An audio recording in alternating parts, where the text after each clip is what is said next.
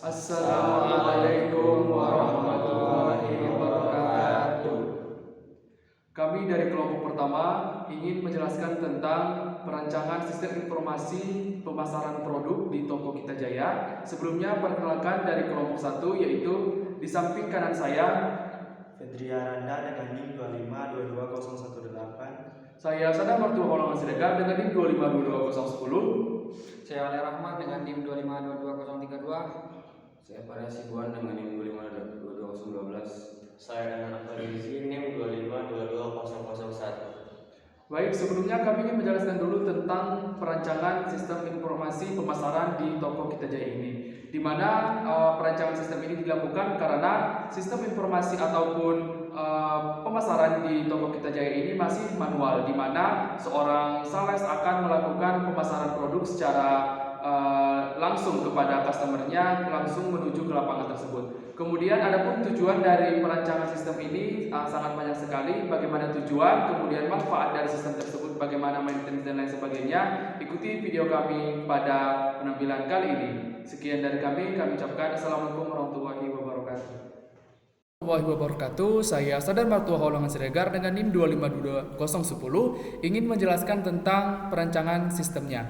Di mana latar belakang sistem, di mana sistem ini dirancang untuk memenuhi kebutuhan dari customer, yaitu untuk memudahkan customer dalam melakukan pemasaran barang, di mana dahulunya pemasaran barang di toko Kita Jaya ini masih dilakukan secara manual dan sederhana, yaitu dengan memasarkan langsung kepada masyarakat atau customer, kemudian membagikan brosur tentang produk yang akan dipasarkan. Kemudian jika pembeli tertarik ingin melihat barangnya secara rinci, maka pembeli akan langsung datang ke toko, dan hal tersebut sangat dilakukan manual sehingga tidak efisien dan tidak efektif. Bahkan para customer ataupun pembeli menjadi malas untuk melakukan perbelanjaan elektronik di toko Kita Jaya. Sehingga penulis dan tim akan merencanakan untuk merancang sebuah sistem informasi pemasaran produk elektronik berbasis website di toko Kita Jaya untuk mengatasi permasalahan yang ditetapkan. Adapun tujuan perancangan sistem ini yang pertama, mempermudah pemasaran produk, meningkatkan efektivitas dan efisiensi pemasaran, memperluas jangkauan pasar dan pemahaman dan pemasaran berbasis website, menyediakan sistem laporan yang praktis dengan mempermudah pembuatan laporan, dan mengintegrasikan teknologi dalam pemasaran sehingga meningkatkan pengalaman pelanggan dengan memberikan akses serta meningkatkan daya saing toko Kita Jaya dengan platform lainnya. Adapun manfaatnya, yang pertama, memperluas jangkauan pasar dengan sistem berbasis web. Yang kedua, efisiensi operasional dan biaya, di mana biaya yang digunakan juga termasuk lebih murah karena dapat mengurangi biaya cetak, tenaga kerja, dan waktu yang dibutuhkan di sebelumnya, yaitu secara manual langsung ke masyarakat, dan kemudian dengan adanya website ini, yaitu langsung saja ke pengaksesan website. Kemudian kemudahan dalam pengelolaan data dan laporan, dan meningkatkan pengalaman pelanggan melalui website, serta meningkatkan daya saing dan skalabilitas bisnis. Adapun analisis sistemnya, yang pertama yang dapat kita analisis, yang pertama, pemasaran yang terbatas, biaya operasional yang tinggi, proses pembuatan laporan yang lambat dan rentan kesalahan, serta akses informasi terbatas untuk pelanggan dan ketergantungan pada tenaga kerja manual. Sehingga hal tersebut tidak cocok ataupun perlu mengadakan sebuah perancangan sistem yang baru. Selanjutnya yaitu perancangan sistem. Yang pertama itu perancangan sistem secara umum atau logika. A. Use case diagram. Ini merupakan use case diagram pemasaran produk elektronik lama, di mana sales atau admin mendatangi customer, kemudian sales tersebut memasarkan produk elektronik, kemudian membagikan brosur, kemudian membuat dokumentasi laporan, kemudian setelah itu customer menerima brosur, melihat brosur, dan mengunjungi toko untuk melihat produk secara rinci. Kemudian si sales akan membuat laporan, di mana laporannya yaitu berupa dokumentasi foto dari customer, sehingga hal tersebut harus dibuat berupa laporan. Kemudian pimpinan menerima laporan dan mensahkan laporan dari laporan yang dibuat oleh sales atau admin tersebut. Inilah sistem pemasaran produk elektronik lama ataupun use case diagramnya. Kemudian ini merupakan use case dari sistem informasi pemasaran produk elektronik baru, di mana setelah menggunakan website ataupun telah berbasis website, di mana sales atau admin mengakses website, yaitu dengan melakukan login terlebih dahulu. Kemudian setelah sales atau admin login, maka sales tersebut akan bisa melakukan upload produk berdasarkan kategori, kemudian menambahkan detail produk. Artinya di dalam website ini setelah si sales atau admin login, maka dia akan melakukan upload produk ke dalam websitenya, kemudian menetapkan kategori mana yang akan ditetapkan dalam produk tersebut, serta dapat menambahkan detail produk, di mana detail produk ini dapat mempermudah customer ataupun admin dalam menjelaskan produk elektronik secara rinci. Kemudian di bagian customer ini, customer mengakses web produk elektronik yaitu dengan login terlebih dahulu, di mana website kita ini harus login terlebih dahulu, kemudian harus registrasi kalau belum login.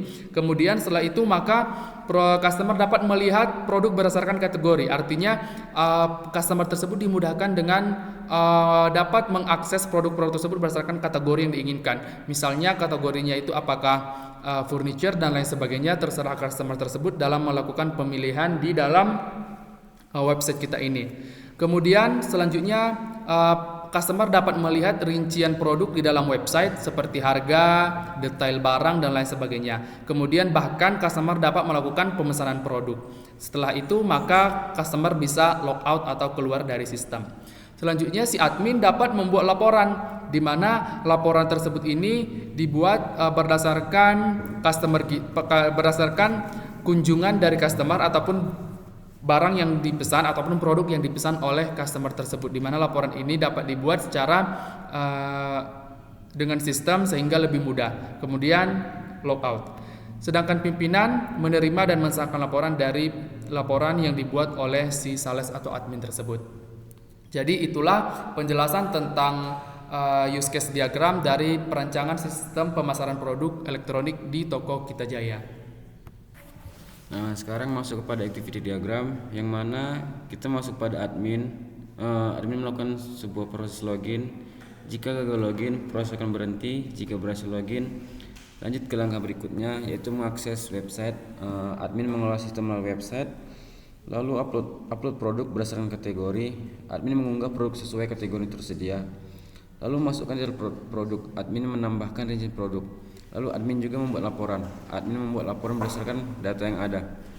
Lalu masuk pada customer, yang mana customer ini harus melakukan registrasi terlebih dahulu agar bisa login. Jika gagal login, proses berhenti. Lalu jika berhasil login, lanjut ke langkah berikutnya, yaitu akses web produk elektronik. Customer mengakses katalog produk elektronik. Yang ketiga, lihat produk berdasarkan kategori. Customer memilih produk berdasarkan kategori tertentu. Lalu lihat rincian produk untuk membeli. Customer meninjau detail produk untuk melakukan pembelian. Lalu membeli produk. Customer menyelesaikan proses pembelian produk. Lalu pada pimpinan ini menerima laporan dari admin, yang mana admin ini mendapat laporan dari customer, yang mana customer ini memesan sebuah produk. Lalu admin membuat laporan, pimpinan menerima laporan, dan pimpinan juga yang mensahkan laporan. Lalu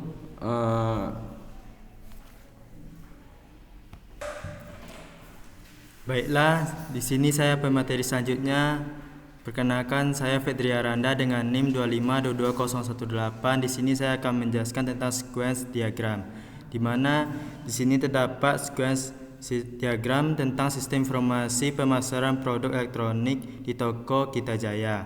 Pertama itu sales atau adminnya itu login. Setelah login, sales atau admin ini melakukan verifikasi pada langkah login. Setelah itu mengelola file produk elektroniknya tersebut ke dalam website.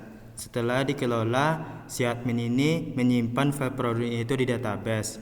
Setelah melakukan menyimpan tersebut, si admin pada proses login kembali lagi, yaitu mengelola file transaksi pada produk elektronik tersebut. Setelah itu melakukan mengelola file transaksi tersebut ke website. Setelah di website itu menyimpan file transaksinya ke database.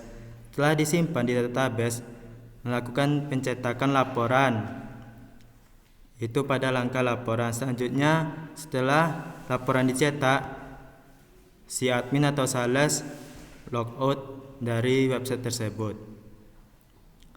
Baiklah, hanya itu penjelasan dari saya. Kembalikan ke pemateri selanjutnya. Baiklah, giliran saya Aulia Rahman dengan NIM 2522032. Di sini saya akan menjelaskan sedikit tentang kelas diagram ini. Yang pertama itu ada login, itu digunakan untuk autentikasi pengguna berupa di sana ada ID pelanggan, nama, email, password, alamat. Dan selanjutnya ada produk, berisi data produk, di antaranya ID produk, nama produk, deskripsi, harga, stok, dan kategori ID. Nah, selanjutnya ada kategori. Di sana ada menyimpan jenis kategori produk dan di antaranya ID kategori, nama kategori. Yang keempat ada pesanan, mencatat pemesanan pelanggan. Di antaranya ada di situ ada ID pesanan, ID pelanggan, tanggal pesanan, ID produk, total harga, dan status. Terakhir ada detail pesanan, yaitu menyimpan rincian pemesanan berupa ID detail, ID pesanan, ID produk, jumlah, dan harga. Sekian dari saya. Assalamualaikum warahmatullahi wabarakatuh.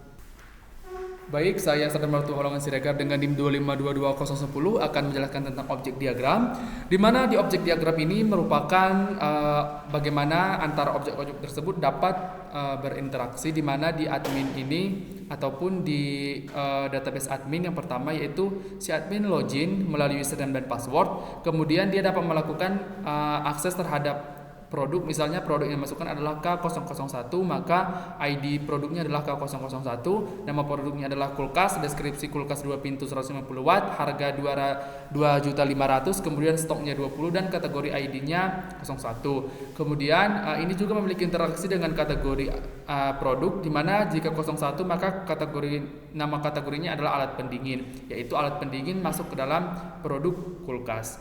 Itulah objek diagram dari sistem ini.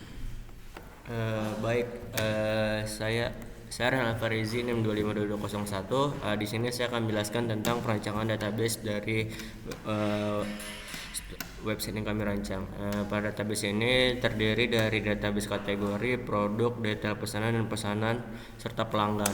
Pada tabel database yang bagian pelanggan itu menginput data dari ID pelanggan, nama, email pelanggan, password akun, dan alamat untuk pengiriman. Selanjutnya kita masuk ke tabel pesanan yang menginput data tentang ID pesanan, ID pelanggan yang diambil dari tabel pelanggan sebelumnya, lalu tanggal pemesanan dan total harga, dan juga status. Status ini maksudnya jika barangnya sudah terkirim maka barang akan dikirim, jika belum maka pending, jika sudah sampai kepada pelanggan maka selesai. Selanjutnya kita masuk ke detail pesanan. Pada tabel database detail pesanan ini dia akan mengambil pesan dari ID pelanggan, dan dalam database ini menyimpan data tentang ID detail pesanan yang dipesan oleh pelanggan, lalu ID pesanan yang diambil dari tabel pesanan, lalu ID produk, lalu jumlah pemesanan, lalu harga barang yang dipesan, dan juga yang terakhir itu subtotal pemesanan. Jadi ini berapa total harga dari seluruh barang yang dipesan. Selanjutnya kita masuk ke tabel produk. Pada tabel produk ini dia menginput data tentang ID produk yang dipesan, lalu nama produknya serta deskripsi tentang produk yang dipesan. Selanjutnya juga ada data harga, data stok, yaitu jumlah barang yang ada pada produk, lalu kategori produk seperti apa yang dipesan. Misalnya dia ini memesan produk berkategorikan barang elektronik rumahan, lalu gambar produk yang dipesan, lalu tanggal kapan produk ini ditambahkan. Selanjutnya kita masuk ke tabel kategori. Di tabel kategori hanya menginput dua data, yaitu ID kategori lalu juga nama kategori. Oke, kita lanjutkan ke desain input. Pada desain input ini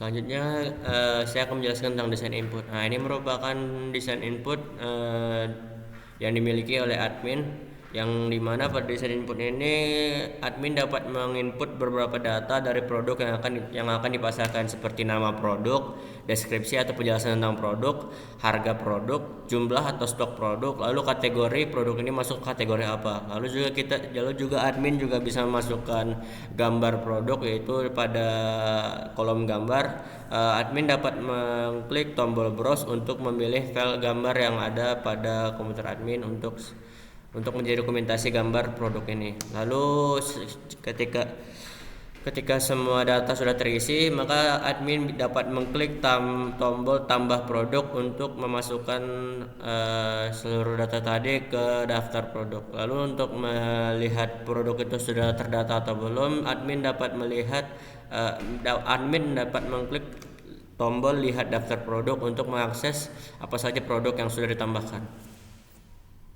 Selanjutnya, jika ingin kembali ke halaman sebelumnya, mungkin admin dapat mengklik tombol exit untuk keluar.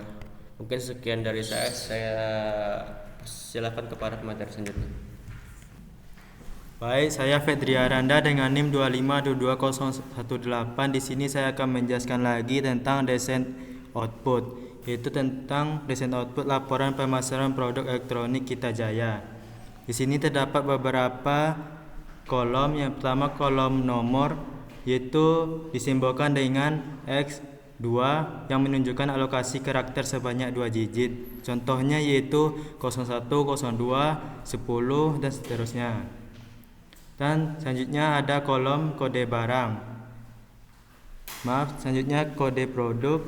Untuk mencatat kode unik setiap produk ditandai dengan X6. Berarti maksimal 6 karakter. Contohnya yaitu seperti 001, 05, 79 dan sebagainya. Selanjutnya itu ada kolom nama produk. Di sini yaitu ditandai dengan X20 yang menunjukkan maksimal 20 karakter, yaitu contoh namanya itu kulkas, televisi dan lain-lainnya. Selanjutnya deskripsi produk.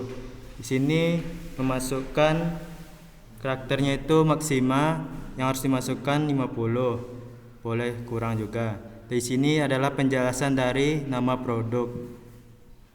Selanjutnya itu kolom harga produk. Di sini harga produk dalam format numerik yang ditandai dengan 9 dalam kurung 11, artinya maksimal 11 digit angka.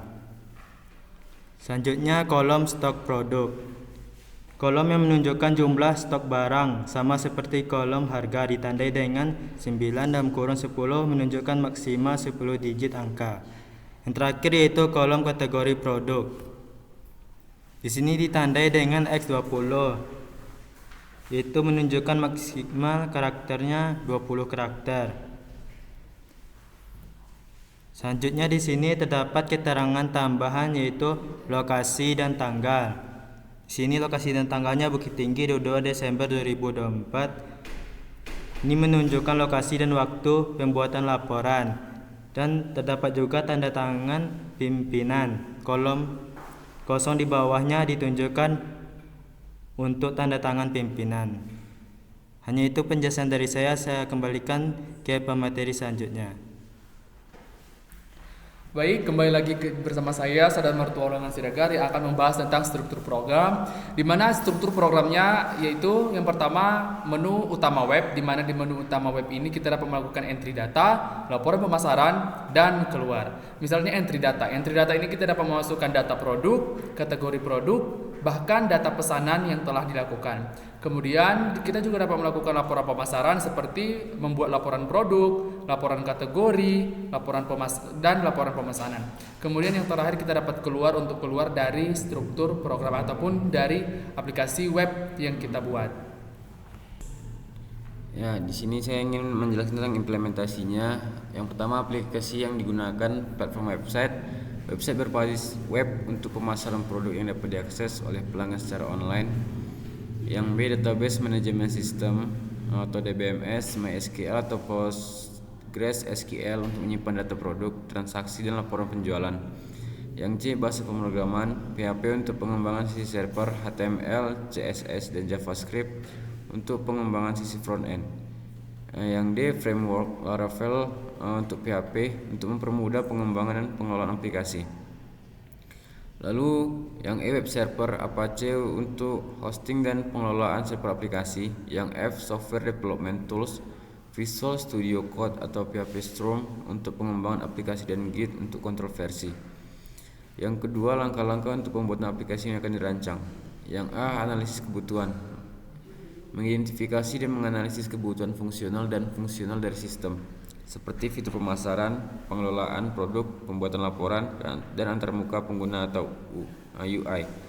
Yang B, perancangan sistem, mendesain struktur database, alur proses aplikasi, serta antarmuka pengguna.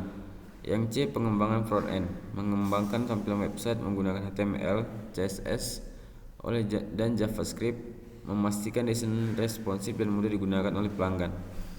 Yang D, pengembangan back-end, mengembangkan fungsi server menggunakan PHP atau Python, termasuk pengelolaan produk, transaksi, dan pembuatan laporan otomatis.